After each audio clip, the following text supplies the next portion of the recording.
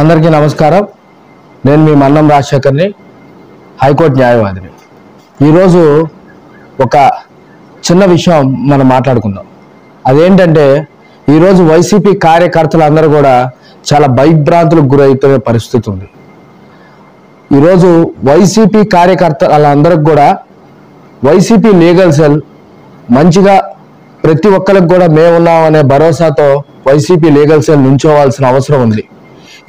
గతంలో కూడా YCP legal cell పటిష్టంగా లేకపోవటం వల్లే ఈ వైసీపీ గవర్నమెంట్ ఏదైతే వైసీపీ గవర్నమెంట్ ఉందో అది పడిపోవటం అనేది జరిగింది. సుప్రీంకోర్టులోనూ ఎదురు దెబ్బలే, హైకోర్టులోనూ ఎదురు దెబ్బలే, ప్రతి చోట ఎదురు దెబ్బలు తింటానే వచ్చారు. రాజధాని భూముల కేసుల దగ్గర నుంచి కూడా వైసీపీ లీగల్ సెల్ ఫెయిల్యూర్ అవుతానే వచ్చింది.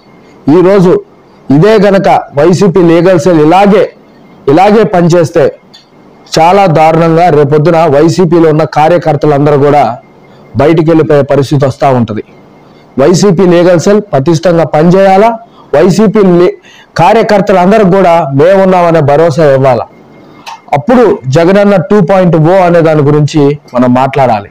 జగనన్న 2.0 అనేది ఏంటంటే మొన్నటి వరకు సంక్షేమమే జరిగింది, ఈసారి జిల్లాకు ఒక పారిశ్రామికంగా కూడా అభివృద్ధి చెందాలనేది జగనన్న 2.0.